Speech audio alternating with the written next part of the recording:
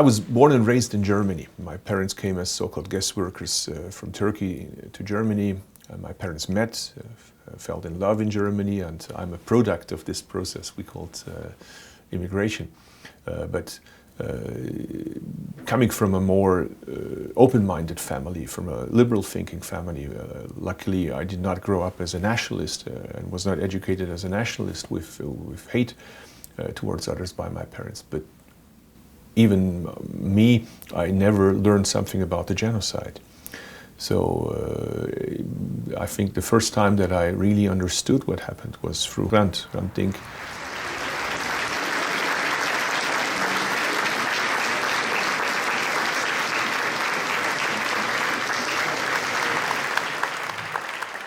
I'm here to present to you today's moderator, Raffi Bedrosyan, and to talk a little bit about Zoryan Institute's relationship with Hrant Dink. For me, 3 points mattered. First, that we finally recognize it was a genocide and don't use other words for it. Second, that we don't finger point at Turkey, that we also talk about our responsibility. We even use the term guilt. That's a very strong statement because we knew exactly what was happening. Our diplomats, our missionaries and others told us precise reports, and it was the decision of the Reich government not to intervene, not to stop, not to save the lives of Armenians and other Christians in, at that time, the Ottoman Empire. And the third part, and that is equally important, that goes back to Hrant's legacy, look into the present, do everything we can do that one day the border between Turkey and Armenia is like a border between Germany and France today, that it's an open border, that people can go back and forth, meet each other, learn each other, exchange views, that students from Turkey go to Armenia and learn about their neighbors and the other way around, that business exchange happens. People learn the languages of their neighbors like it used to be.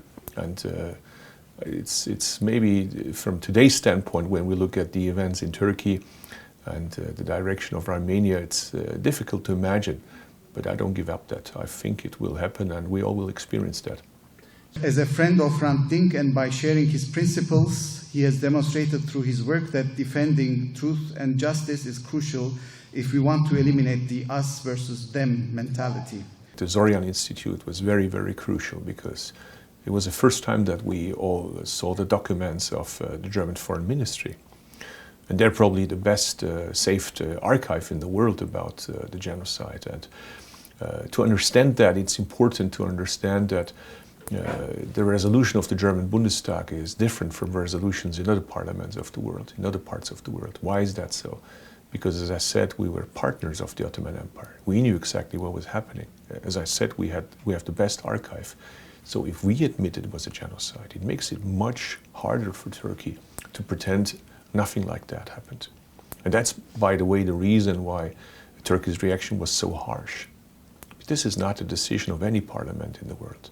This is the decision of the parliament that has a foreign ministry with the archive that has clear proof that it was a genocide. And therefore, I want to thank Wolfgang Gust and everybody who was involved in making those archives accessible. A special thank goes to the translation, that they translated it into English and into Turkish. So Turkish scholars also have now the opportunity to read a different side of the story, because we should not forget they don't have a chance to follow the other side of the debate. What they hear is in Turkish schools either nothing about the genocide or false information. So I believe this is really crucial that these documents are now available in several languages. And as of last Tuesday, he has received the mandate to lead the Green Party in the next German elections. It is expected that the Green Party will be part of the governing coalition and Cem Özdemir will be a minister in the next German government. You heard it here first, guys.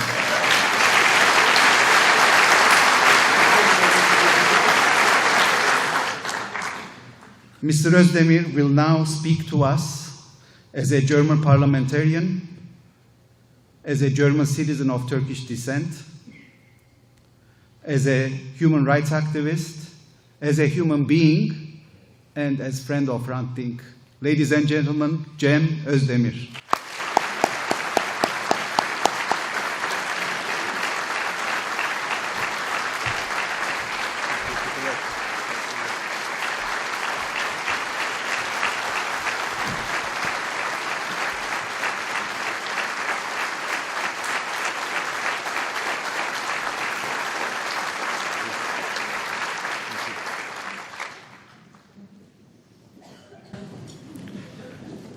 Dear Prime Wine, dear Consul General Mr. Fahrenholz, dear Raffi Bedrosyan, who already knows the election results in Germany, so we don't need to vote anymore in Germany. By the way, let's not scare people. I mean, a lot of people might get scared to have Germany being governed by people like me. Dear Greg Sarkisian, Excellencies, Eminencies, dear ladies and gentlemen, dear friends, first of all, let me express how big of an honor it is for me to be here in Toronto with you and speak in front of you. Closer? Okay. Well, I have a long speech prepared for you, but I thought the whole day, you know, Raffi already had to listen to that speech yesterday. So I cannot repeat the speech just for him. That's why I decided not to, you know, speak to you this speech and maybe speak a bit shorter and use the time if you want to discuss together and have a conversation, because I prefer to not only have a monologue but to listen also to you. So let me only express a few points. Well, first of all, how did I get involved into this story? A lot of my friends ask me, didn't you have anything else to do instead of, you know, messing up the German-Turkish relations and changing your life for good or worse, I don't know. Let me tell you, I grew up in a Turkish family, as you already heard. My mother and my father are from Turkey. They came as so-called guest workers to Germany, met in Germany, fell in love with each other, and one product of this process we call immigration is me standing in front of you right now. And I was lucky that I did not grow up in a nationalist family. My parents were both open-minded, taught me that you should not select your friends by their nationality or by their religion. You select them by the heart they have. And I remember that my father, coming from a Cherkessian village, being a Sunni Muslim, told me that when his father passed at a very young age, and they had to take over the farm, that one day during the Ramadan, they had to, what is that in English? They had to work on the harvest. And nobody could work because of the fasting period. The men were all, you know, tired and nobody could work. So my grandmother told my father, go to the neighboring village, which is an Alawi village. They do not fast during the Ramadan. Ask them whether they could help us. So my father, as a little boy, went to the neighboring village, went to the middle of the village and asked whether they could help. And of course they came and helped during the harvest.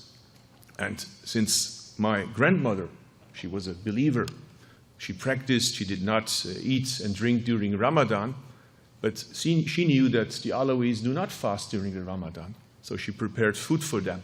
And she sent my father to bring the food to them. What happened was that the neighbors of my father's family, the villagers, stopped him, hit him, threw the food away and said, how can you bring food during the holy month of Ramadan to these non-believers?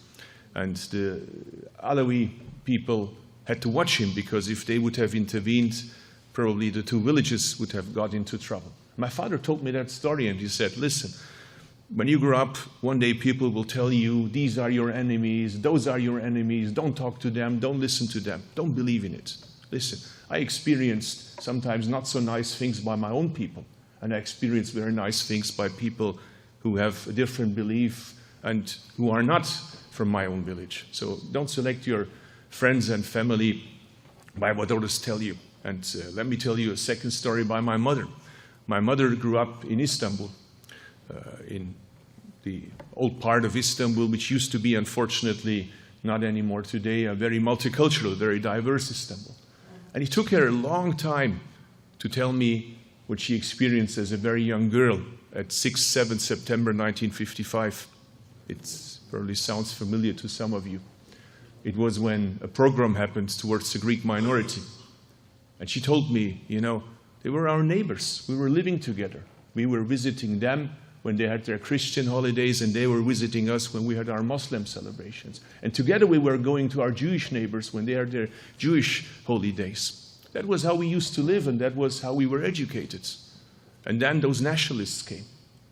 And Of course, the neighbors didn't want to attack their neighbors, so they had to bring in people from the prisons, and had to bring people from far away to attack the Greeks. And she told me what she witnessed. She told me how the Greek neighbors knocked at their door and said, "Give us a Turkish flag in order to be safe," because that was the signal, you know. Those who had Turkish flags were safe, and those who did not have Turkish flags were obviously Greeks.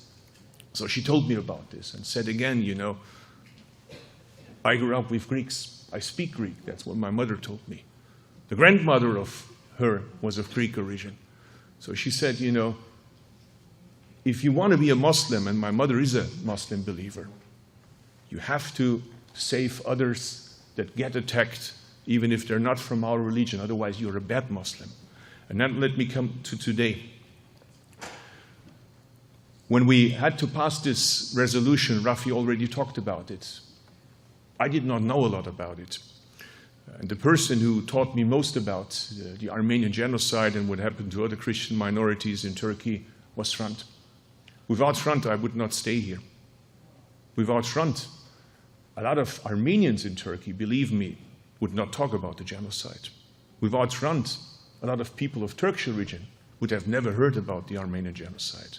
And without Hrant, probably the German Bundestag would have never passed the genocide resolution. So I think the most important person that deserves our thank and respect is Hrant. And it's easy said that we all want to follow up the ideas of Hrant, but that's impossible with him. Without him, that's impossible to continue his work, because he was the one who could speak into the hearts of people. He was the one who could touch Turks that never heard something about the genocide, or maybe heard false information about it. But just because the way he spoke to them, I remember watching him on talk shows in Turkey. People afterwards started to discuss, questioned what they heard, asked their parents, asked their teachers, because they started doubt, and doubt is very crucial for democracy, that you question what you heard. So I want to use this opportunity to thank Hrant and say how much I miss him, and I'm sure you all miss him too. And I want to say to those who murdered him that, you know, we assemble here. Yesterday we assembled in Montreal. Before I came to Montreal, we assembled in Berlin. And all over the place, people assemble to at least try that these ideas won't get lost. And I promise you, we all will experience that Hrant's ideas once get realized. So the German Bundestag resolution was an important step, I believe. Not because I was involved in it, it was important because the Bundestag is not any parliament in the world. It's the parliament of the country that was involved in the genocide. That's why, to me, 3 points were important in the Bundestag's genocide resolution. First, it's high time that we describe it what it was. It was a genocide, and don't use other words. That was the first point. Second, we should not finger point on Turkey. We should also talk about our involvement. We were eyewitness. Our diplomats, our missionaries knew exactly what was happening. They told us precisely, and thanks to Mr. Gust, thanks to Wolfgang Gust and his wife, and thanks to the Zoryan Institute, all this is documented. Probably the best archive in the world is in the German Foreign Ministry. So we knew exactly what was happening, but our politicians at that time, our Vice Chancellor at that time, preferred that Germany should not lose his ally, the Ottoman Empire, during the First World War, even for the price that Armenians and others were killed and expelled from the Ottoman Empire. So that was very important to us, that we also talk about German guilt and German responsibility. And the third point, again, that has a lot to do with Hrant's work, that's reconciliation. And that's why we talked about the responsibility of Germany to do everything we can do, and of course the European Union, that Armenia, the country that Hrant loved so much, and at the same time he loved his other country, Turkey, that those two countries that Hrant loved so much, that they one day have an open border. That one day it is as easy to go from Armenia to Turkey and from Turkey to Armenia as it is today for me to go from France to Germany and from Germany to Poland. I hope, and probably you all hope, that one day that dream gets reality. I hope that people from Armenia, the young generation, can go to Turkey and study there. And I hope business people from Turkey will go to Armenia to invest there. I hope that scholars from both countries come together, exchange their views, and let me add to that, maybe not everybody likes to hear that. I wish for both countries that they become full democracies. I believe that's important as well. So let me conclude by saying life is sometimes very ironic. When I went to Armenia 2015, short before April 24th, I came back to Germany, and my party has organized a program because there was the International Day Against Racism, and they sent me into a mosque to have a discussion about racism. But what a coincidence, sometimes these coincidences happen in life. It was not any mosque. It was the Şehitlik Camisi in Berlin. It might sound familiar to some of you who are familiar with the details of the genocide. This is the mosque where some of those who were involved in the genocide were buried. So I was at that mosque, and it was not any day, it was a Friday, the day of a Friday prayer. So I just came from Armenia. All Turkish newspapers had it at their front page, all Turkish TV channels had me with pictures and not so nice comments that I was in Armenia, and I was in the middle of a Turkish mosque on a Friday prayer. More and more people were coming. So it was like the white elephant in the room. We were discussing about racism and what we can do to fight against racism and inter-religious dialogue. And suddenly I realized, some people were about to explode. I said, please feel free to ask me whatever you want to ask me. And finally somebody said, Mr. Özdemir, you know that we're so proud of you. You come from a working class family as we do. You were elected to parliament, and we were so happy about it. Why do you hurt us? Why do you talk about this topic? And what he meant was the Armenian genocide. Why did you went to Armenia? And because more and more people were coming, and I had to, go to the next appointment. And I was at that time alone there, without any assistant or so. I needed to call a taxi, but I needed to find a way how to get these people busy in order to find some time to call the taxi. So I thought, what can I say, to make those people think?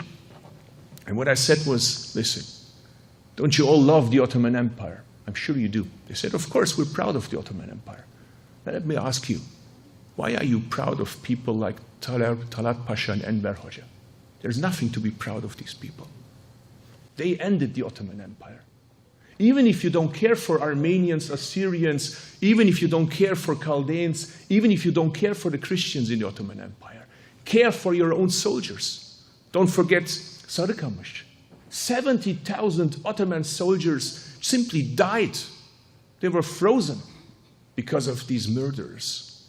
How can you show respect to murderers? How can you show respect to people that ended the Ottoman Empire?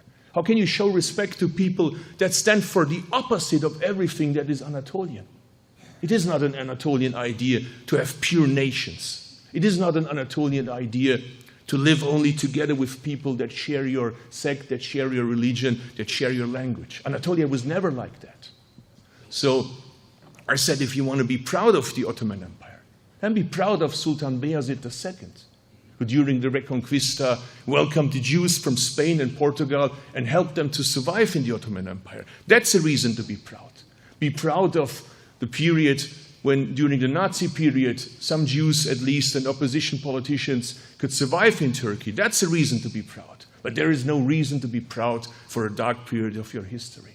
And when I said that, they started to discuss with each other, so I found some time to call a taxi. But still more and more people were coming. So I was surrounded by hundreds of people recognizing me, and me in the middle. Again, I had to think of something I could say. So what did I say? I said, listen, you have children, I have children. And we all, as loving parents, want our children to be good citizens, to be good people, good-hearted people, don't we? I said, yes, of course, we all want that. Whether we're Christians, Jews, whether we're Muslims, whether we're atheists, whatever we are, we want that. So when you talk to your children, don't you sometimes use role models? Don't you sometimes talk about people, that you want your children to look up to and take them maybe as examples? Yes, we do. And I said, listen, I do as well. But I don't tell my children, follow the path of people that betrayed their neighbors. I don't tell my children, follow the path of people that looked aside when their people they lived together with, they shared their bread together with, went to death. I tell my children, look at the governor of Konya. Look of the one from Kütahya, who said, if you attack an Armenian, you attack me. And it's my responsibility as a Muslim to save Armenians, otherwise I'm a bad Muslim. So I ask you, who's the better Muslim? The one that looks aside when Armenians got killed, or the one that says attacking an Armenian is like attacking me? Killing them is like killing me. And then they started to discuss with each other. I had to leave, and I promised to come back to discuss. And they said, we need to talk. We really need to talk. There are thousands of questions. From every sentence you're saying, we have more questions. The sad part of the story is I didn't get the re-invitation, because meanwhile, in most of the mosques, I'm banned. I don't get invitations anymore. And that's, as I said, the sad part of the story, because I'm deeply convinced, as Hrant said, if we have the chance to talk to each other, if people have the chance to hear the different side, the other side of the story, although they might be brainwashed, I'm sure they will start to ask questions, and that's always the start for change and for a rethinking. Let me conclude by, again, talking about my own school time. I went in Germany to a German school system. As I said, I was born and raised in Germany. I had great teachers. One of the most challenging experiences for me was when my teacher brought our school class to Dachau, to the former concentration camp. We talked to survivors, and our teacher said, listen, this happened because your forefathers did not stop it from happening, because they did not speak up against the dictatorship, because they did not save their neighbors. So we bring you here that you learn from it for the future, not because you're guilty, but you have responsibility. And I was so shocked, you know. How can a nation talk like that about their own history? Because I was not used to that. I never learned that. In the afternoon, 2 times a week, I had Turkish school, a teacher sent by the consulate. And in the Turkish class, we had a huge map showing the Ottoman Empire, and our teacher told us heroic stories about the Ottoman soldiers winning one war after the other. But when I looked carefully at the map, I recognized that the Ottoman Empire got smaller and smaller. I didn't understand that. I mean, you win war after war, but the Ottoman Empire gets smaller and smaller. I was about to explode, so finally I raised my arm and said, teacher, öğretmenim, my teacher, how come, you know, how does this work? We're winning one war after the other, but it's a little Anatolia now. The answer I got was this, and I knew exactly when he does this, it's not a good sign. So I had to go to him, and he slapped into my face, and the answer was, don't ask. And unfortunately, that's still the education practically summed up in Turkey. Don't ask. I hope that this changes as well. I can promise you, we're working. I talked to the Premier, and I was really impressed by what you've achieved here with your school books. I want to look into your school books and try to learn from it, not only how you dealt with the Armenian genocide and other genocides, but as well how you dealt with the First Nations. That really impressed me, and how you talked about it. And I promise you we will work on our school books to also talk about genocide. But again, not because Turkish children are guilty, but because we all, whoever we are, wherever we come from, have responsibility that no genocide ever repeats again. Thank you very much.